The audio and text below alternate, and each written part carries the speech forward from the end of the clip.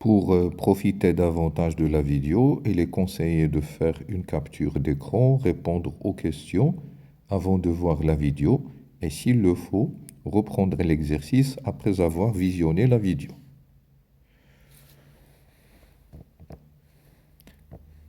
Pour déterminer la vitesse de propagation d'une onde sonore dans l'air, on réalise le montage représenté ci-contre. Le microphone M est lié à l'entrée YB d'un oscilloscope qui va recevoir le son émis par le haut-parleur à l'entrée Y à l'oscilloscope. De l'oscilloscope, on observe le signal sonore émis par le générateur directement. On règle la distance D entre le microphone et le haut-parleur sur la valeur D est égale à 1,36 mètres. On observe l'oscillogramme représenté ci-dessous.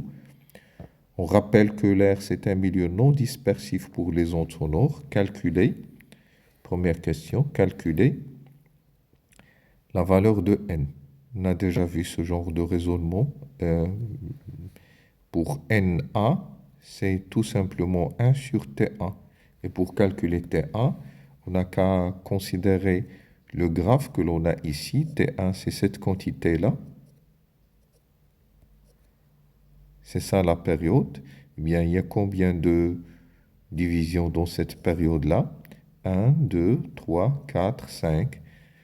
Donc T1, c'est 5 divisions que l'on doit multiplier par la sensibilité. C'est celle-là, 0,2 millisecondes. Ça donne donc 1 milliseconde. Ou bien T1 est égal à 10 moins 3 secondes. Alors, si vous remplacez dans NA, 1 sur TA, c'est-à-dire 1 sur 10 puissance moins 3, ça fait 1000 Hertz.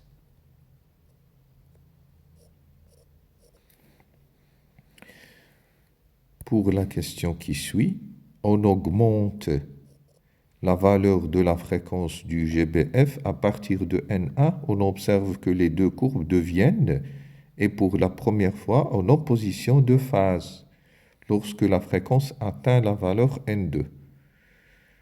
Alors, déterminer la valeur de la longueur d'onde lambda 1 pour la fréquence N1 et la valeur de la longueur d'onde lambda 2 pour la fréquence N2. Donc, ce qu'on a fait ici, on a augmenté la fréquence. Nous savons que la vitesse, elle est égale à lambda fois la fréquence.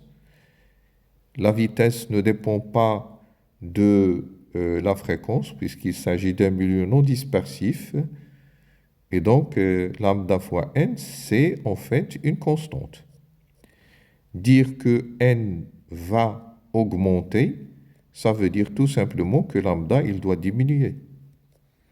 Et donc, pour la fréquence n est égale à NA, on avait deux signaux qui étaient en phase.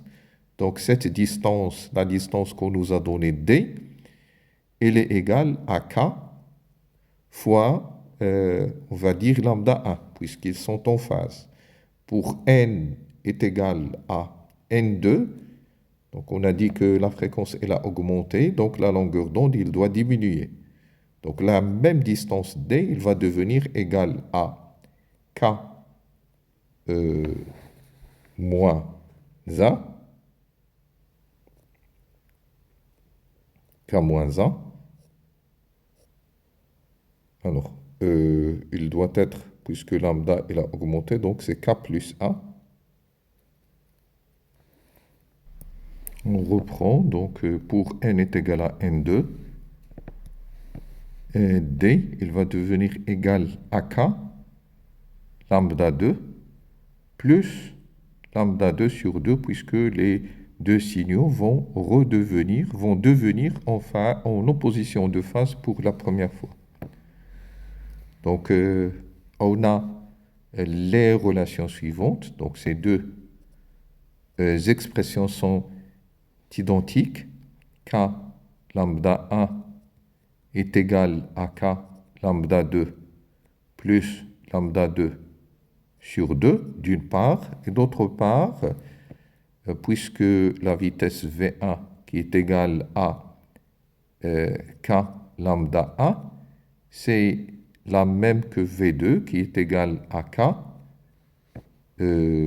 alors ce n'est pas k, c'est NA, c'est N1 fois lambda A, c'est la même chose que V2 qui est égal à N2 fois lambda 2. La vitesse, elle est la même. Donc N1 c'est 1000, lambda 1 est égal à N2.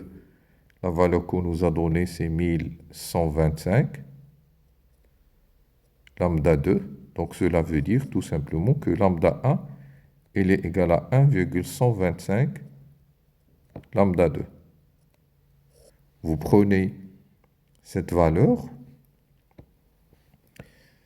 vous la remplacez dans cette équation-là, donc ça devient k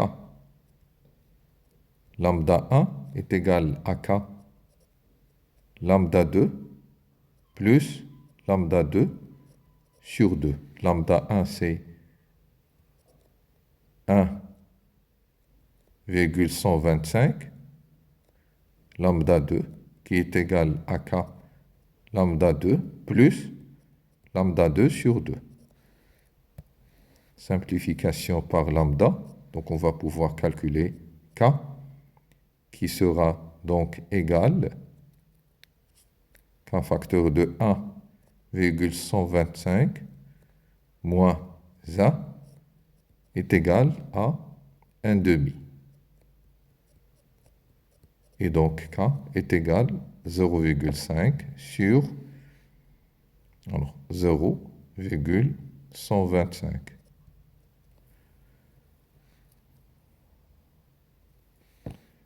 Ça nous donne K est égal à 4. Une fois on a trouvé la valeur de K qui est égale à 4, on va utiliser cette relation-là, D, qui va être égale à K lambda 1, c'est-à-dire que lambda 1, elle est égale à D sur K. D, la valeur qu'on nous a donnée, 1,36 mètres, que l'on divise par K, qui est égal à 4, et ça donne 0,34 mètres. Lambda 2, c'est en fait lambda 2, on l'a déjà trouvé, on a trouvé donc la relation entre lambda 1 et lambda 2.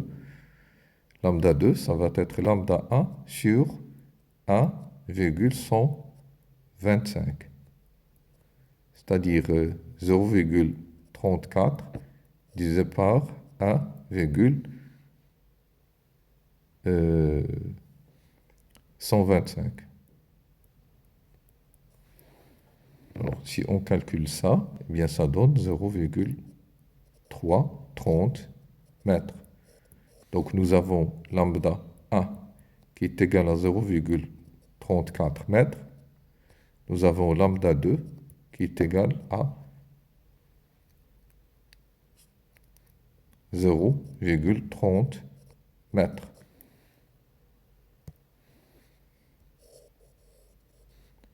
Alors, pour le calcul de la vitesse, pour la dernière question, de 2, on déduire la vitesse.